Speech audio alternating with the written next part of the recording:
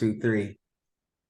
Okay, perfect. Aaron Jennings, thank you for coming by the official Black magazine today. Brother, thank you for having me, man. It's a pleasure. Oh no, thank you. I do love you as Anthony O'Grandcrow. I'm not gonna lie. Oh, thank you, man. That means a lot. I appreciate that.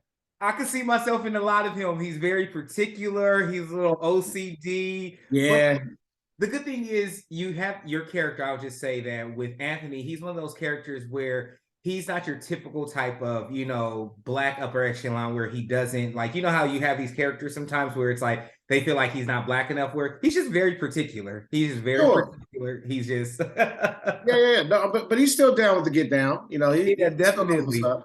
How is it playing that role for you, especially on such a platform and that recognition and with just such an amazing story and concept? Man, it's just a pleasure, dude. Like you said, I mean, I just feel so honored to showcase a particular character that I think represents a lot of black men in this world, that oftentimes just don't get represented, especially on network television. So for me, it's been a blast. It's been a pleasure, and to lean into sort of some of that OCD and neuroticism, excuse me, is fun. It's fun to play with.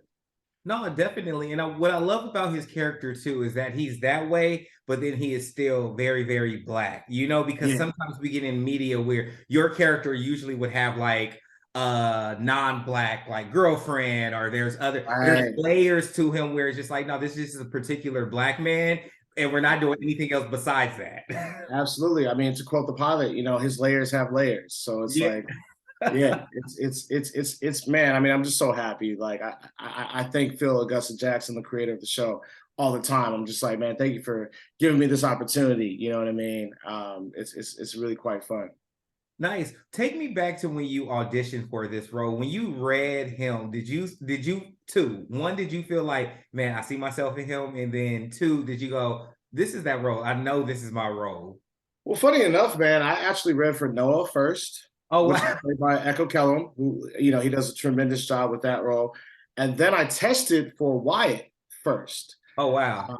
Which is played by Justin Cunningham. And it didn't work out, but they liked me. And so then they brought me back to test for Anthony. And luckily I got it. And here I am now talking to you. But with that being said, it was interesting because I think because I tested for Wyatt and then read for Noah first, I was trying to figure out what was my end. You know what I mean? I had done all the character work on those two characters. And then it was like, wait, okay, now I have to switch gears a little bit, and it took me a while to sort of find him, but ultimately, what was interesting about it was he's much like me, right? Like I think all of us, all of the cast, all of the actors, we're kind of playing characters that are like heightened versions of ourselves in many Yeah. ways. Uh-huh. And so that was the most sort of sobering thing to realize for myself, was like, oh, you know what? Let me just kind of lean into who I am, or aspects of myself a little more. And then once I did that, it was a home selling from there. But I've fallen more and more in love with Anthony as time has passed. Nice. I love that. I love that there's a testament to this part of Hollywood where you just never know, right? Because Mm. just think of it now that you're, the next season's coming out. We're super excited for it. Yes, can't wait for y'all to see that, man. We're No, super I excited can't as wait well. either. And you think about it now, you know all the characters. You yourself are Anthony, Yeah. and you look back and go, "What if I actually did get those other two roles?" Oh man, there's no way. Like I got the role that was meant for me. You know what I mean? And I think a lot of times in Hollywood they'll say that, like you get the roles that are meant for you, or meant for you in that time. I couldn't possibly imagine playing Wyatt or Noah. For one, because like I said, Echo and Justin do such an amazing job of inhabiting those characters. But also like I'm just so in love with Anthony now. So it's like, like yeah, I can't even begin to sort of go there right now. Nice, I love that. But you're not new to this, right? And so Uh, I would love to understand, where did this whole love? Everyone has their own origin story. For me, I treat it yeah. like an MC universe or something, where it's like, so what Mm. is Aaron Jennings' origin story to acting, and how have you been able to get yourself to these levels on prime network television? Not, nothing wrong with people who web series and different things, but Sure, it's sure, tough to sure. get on. It's tough to get on those type of Man, shows. it's a grind. It's a struggle. You know what I mean? That's why again I'm so grateful to be where I am right now. My origin story, and people listening may already know this, but my parents are both actors, right? So I grew up in LA, born and raised here, grew up in the industry. Granted, I initially was more focused on basketball and sports before I came to acting, but essentially at about 16 years old, I decided to really focus on my arts, and the craft. And I delved all the way in. Basketball went in my rearview mirror. And from then, it's just been school, classes, grind, chipping away at the stone, so to speak. And here I am. Nice. Were you ready for the world of acting, even though you grew up in it, right? You grew up Mhm. around it, your parents, were you ready for what it took? And also the kind of mental exhaustion of auditioning, getting the role, not Oof. getting the role, coming for the call back, all those things where it's just Yeah. like, what do you want? Look, I'll say this. I don't think that you can ever truly be ready for it, right? Like I said, I grew up around it, grew up in it. Obviously, I knew from my parents' experience how up and down it can all be, but going through it myself was a different experience. You know what I mean? And I think over the years I've developed that mental fortitude, so to speak. But it's not easy. It's definitely not easy, and no one can be prepared. And I tell people all the time when they ask me, for advice or whatever, I'm like, you just gotta just dive in and go for it. And you hope that you, through the experience, develop some success. And ultimately it's just a journey, and I'm just along for the ride. Nice, I love it. Even though you've been able to, develop that mental muscle, that toughness to understand, like, know what's meant for me is meant for me, what's not meant for me is not meant for me. Sure. Was there ever a time that you kind of not maybe questioned, or you were just like on the brink of like, Mm. man, I'm actually good on this. You know what? I'm cool. This. Oh man, just yesterday. You know what I mean? Like that's a never ending, journey or feeling. Yeah, there were definitely some dark moments, if I'm being honest, or moments of doubt and insecurity. And I'd be lying to you too to say that they don't still present themselves in certain ways. But again, I just love what I do. I'm passionate about the craft of acting. I love being on sets. I love collaborating with directors and writers, and I love all the crew members. It's such a collaborative process, and that's what I take so much joy in. So that's what sort of allowed me to persevere through all of those times. Nice. When you have those down times when you're, in between gigs, or, I think the problem is a lot of times we think like we see you on this show and we're like, okay, cool. We see him in press junkies. Oh man, Aaron's doing Yeah, it, but people don't understand. You filming is blocking off this much amount of your year, and you yeah, need something else because though the press was before and then now you have the show, it's like y'all yeah. are seeing it after it's done. Remember, y'all, now I should have I'm been. unemployed now. You know what I mean? Like when you see the show, technically speaking, I'm unemployed at that point. But in that downtime, I write. Obviously, auditioning is a huge part of what we do. That's 90% of what we do. Yeah. And then I have hobbies that I try to keep up with, just to keep my mind occupied, because as my grandma would say, idle time is the devil's playground. So I try to do my best to stay engaged and stimulated. Nice. I love that. I love that. Now, when you're going through this process, what does it look like when you go for an audition? Tell me how Aaron gets ready for this. Not like the day of or the day Sure. before, but like when those sides come to you and you're like excited. And so, what is your way that you will get into the mode of auditioning for an Anthony? Well, it all varies depending on the role, but for Anthony, um, it was really important for me just to remain present. And so for me, the way to do that is to like read the script, read the sides, go over it over and over and over again, and just be comfortable with it so that it's in my body, and that way I can play and be sort of versatile, and malleable and flexible in the moment. That's sort of where I'm at right now. But there are certain techniques perhaps that I've used or continue to use. There's certain um, tools that I have in my tool belt, so to speak. Yeah. Um, But you know, that's ultimately the objective and the goal. Nice. I love that. How do you deal with rejection in this industry? Because I hear so many times people say you'll hear 9 no's before you hear that one yes. Sure. I mean, you know, rejection is just a part of my life, you know, and so I don't see this rejection. I just see it as, for me, whenever I'm rejected, it's like it's just bringing me closer to what is meant for me, you know. And so, you know, a lot of people will say you really have to. You learn more from the rejection actually than you do like those wins. And I really do, not to sound cliche, I do believe that to be true, you know. Um, and yeah, that's just kind of where I'm at with it. Nice. I love that. I love that you say that's just where I'm at with it.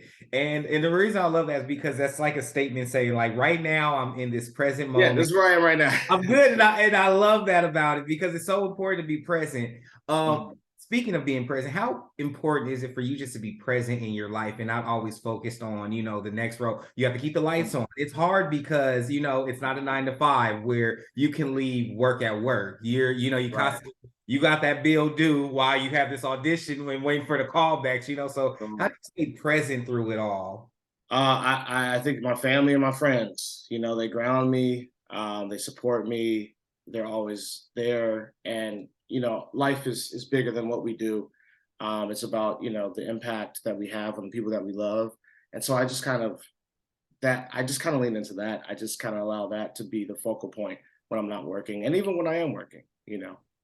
Nice, I love that. Are there any other things that you're like participating in that other creative outlets? Because I know a lot of actors now are like creating, writing, and different Yeah. things, and it's been one thing that I've seen like has become like a very commonality. It's like this renaissance of black actors are just like, hey, I'm not gonna just wait for a job. I might even create my own. Sure, sure. Yeah. I mean, well, I went to school for directing, so Oh, that's nice. also something that I'm doing now. I'm shadowing some directors, and hope in hopes that you know one day soon I'll be able to direct something of my own. But I'm also writing a short film and hope to direct and star in that as well. So that keeps me busy as well. Nice, I love that. Couple more questions. I like to be conscious of our time. No, you're When good, brother. Oh, thank you. When we think of if someone asked me to describe Aaron as an artist, right? Uh-huh. Not the actor, but the artist, how would I be able to describe him? Honest and vulnerable, hopefully.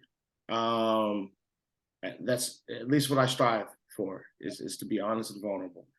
Nice. Why do you say honest and vulnerable? What's like something that makes it true for the artist to be honest and vulnerable at the same time? Well, for me, you know, my objective has always been to illuminate humanity or to bring a sense of how do I word this? For me, it's just very important that an artist be honest because I think our job, our main goal is to show humanity in all of its colors. Yeah. Good, bad, ugly, dark, light, all of that. And I have to be honest in my daily life in order to do that in my work. Nice.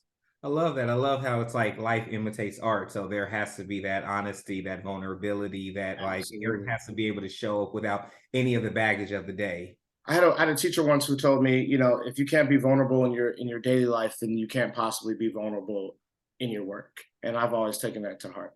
Nice. That's even something you have to think about in marriage, relationships, everything. Yeah, yeah, for sure, for sure. You know, it extends to all of that. Yeah. Nice. Well, getting back to let's say Grand Crew, right? When we talk about a show like this and we have this influx of Grand Crew, Abbott Elementary, different things, why do you feel it's so important? Not why, hey, we already understand the industry. If one thing's doing good, they're like, hey, that black show did good. We can, Yeah. if the Latina's doing good, we can, we know how to count Yes, yes, on it. yes, yes. But besides the profiting part of it, why do you feel it's so important to have more shows, especially on primetime television like ABC, NBC, Fox, to have a Grand Crew, an Abbott Elementary, those with predominantly are all black casts? I think it's just representation, you know. It's very important for everyone to feel represented. And then also I think we do a really good job in all these shows that you've named as well of not only are we an all Black ensemble, but the work is very human and nuanced in a way that like everyone can connect to it, you know. And I'm really proud of that. I'm really proud to be a part of a show that illustrates that, that exhibits that. Um, and at the same time, I just think back to representation, like I was talking with someone earlier and they were just saying how they see a lot of themselves in my character or Noah or Faye. And I just think that like again, representation is so important. We're not monolithic, Black people, and so for us to sort of have that on air, on prime time, on network, I think just it ultimately what it's doing is it's showing society and the world that we're human too. No, definitely. And what I love about it is now it's at this era where it's like when you get Grand Crew, like, you get all the aesthetics and the appeal we have with like Living Single, but then you get a lot of that comedic timing that you get with like a show like Will and Grace and Friends, where there's a little bit of that more. It's like culture meets that comedic science, where now it's like it's at a perfect marriage between the two. Absolutely. And honestly, shout out to the writing staff for that. We have nothing without them. So yeah, I just want to, give them a shout out because that's all their work. Nice. Last question before we go. This has been a joyous occasion for me. Besides, thank you. Likewise. Thank you. Do you now, like on a secret tip, when it comes to the writing, is there anything we've ever seen where it wasn't written, but Aaron kind of like, made a mistake and made the cut, or Aaron just you know what? That's a really good question. I'm sure there's plenty of examples of that, but I can't draw upon one right now. What I will say though is this: Phil, I oftentimes say Phil Augustus Jackson, again, the creator, I feel like he's in my house because, or like he works for the feds or something. Because I'm like, things will come up in the script and I'll be like, wait a minute, did I share this with you one time? And all of a sudden now it's made its way into the script. He does a really good job of just sort of being a fly on the wall when we hang out and taking from our own personal experiences. So there's a lot of that in the script, in the story, in the show. I wish I could come up with something right now off the top of my head, and I'm at a loss. But yeah, there's a lot of that. There's a lot of that. I'll text Phil sometimes and be like, "Yo, dog, like, wait a minute, bro, you putting this in there right now? Like, I told you that in confidence." So yeah, but again, art imitates life, life imitates art. Nice, I love it. Last, what can we expect for this next season that we didn't get in the first season? Well, look, everyone's growing, everyone's continuing to grow. There's so much humor, so much fun, so much more fun. I think the writers, the actors, the directors, we found our groove. We're really clicking. I think just the on-camera chemistry is so much stronger. And then there's a lot of heart in this season, man. I think you'll connect to the relationships and to the story and to the characters even deeper than you did the first season. And I love it because we're just seeing these characters evolve. Nice. I love that. Well, look, that's all I have today. Thank you for your time. Thank you, man. Thank you. And I always want to make sure the other person has as well. Say that again. I always want to make sure the other person had a great time as well. Oh man, I had a lovely time, man. This is an honor, man. Thank you so much. Also, I love how festive you are. Like I see you got the tree and all that, man. So yeah, for the holidays. Thank you. Yeah. Perfect.